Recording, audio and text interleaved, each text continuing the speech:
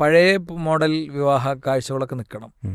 അതായത് ഉമ്മയും ബാപ്പിയും കൂടെ ഒക്കെ വന്ന് കാണുക, കണ്ടതിൻ്റെ ശേഷം കൂട്ടുകാരും ഇവനൊക്കെ കൂടെ വരിക, ഇങ്ങനെയുള്ള ഈ രംഗത്തെ കുറേ സംഗതികളുണ്ട്. അപ്പം കാഴ്ചയിലൊരു ബർക്കത്തുണ്ട്, ആ ബർക്കത്ത് വേണം. അപ്പം രണ്ടാൾ തുറന്ന് സംസാരിക്കണം. അപ്പം പെൺകുട്ടി തുറന്ന് പറയണം. നമ്മൾ പെൺകുട്ടികൾ അതിനുള്ള ധൈര്യം കാണിക്കണം. മനസ്സിലായില്ലേ? എനിക്കിങ്ങനെ 3 വർഷം ഇതുണ്ട്, ഇത്ര സമയമുണ്ട്, ആ കോഴ്സ് ഞാൻ ഇങ്ങനെ വിചാരിച്ചിട്ടാണ്, അതിലെൻ്റെ പർപ്പസ് ഇന്നതാണ്, അതെനിക്കൊരിക്കലും ഒഴിവാക്കാൻ കഴിയാത്തൊരു പശ്ചാത്തലമുണ്ട്, ഇത്ര രൂപയിൽ മുടക്കിയിട്ടുണ്ട്.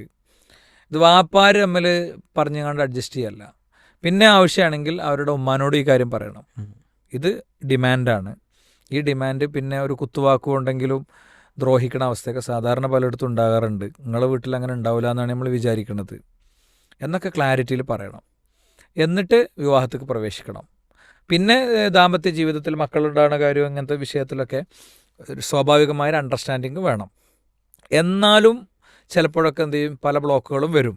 അതിനാണ് ഈ യൂണിവേഴ്സിറ്റികളൊക്കെ ഡിസ്കണ്ടിന്യൂ ചെയ്യുക എന്നുള്ളൊരു ഓപ്ഷൻ ഇട്ടത്. കോഴ്സ് ഡിസ്കണ്ടിന്യൂ ചെയ്ത് പിന്നീട് കണ്ടിന്യൂ ചെയ്യാമല്ലോ. ആ ഒരു പ്രയാസം തീരുന്ന ഒരു ഘട്ടത്തിൽ എന്ത് ചെയ്യാം, അതിലേക്ക് പോകാം. ഇനി അതിൻ്റെ അപ്പുറത്തും അങ്ങനെ അത് മുടങ്ങുകയാണെങ്കിൽ അതൊക്കെ ഈ ആകാശവും ഭൂമിയൊക്കെ ഉണ്ടാകുന്നതിന് മുമ്പ് കലമിനോട് എഴുതാൻ പറഞ്ഞതാണ്. അതിപ്പോൾ ഈ കല്യാണം കഴിച്ചുകൊണ്ട് മുടങ്ങണമെന്നല്ല. മനസ്സിലായില്ലേ? അപ്പം പഠനമോ കരിയറോ അല്ല ഒന്നാമത്തെ കാര്യം. അത് ആണിനാണെങ്കിലും പെണ്ണിനാണെങ്കിലും ദീനും ജീവിതമാണ് ഒന്നാമത്തെ കാര്യം.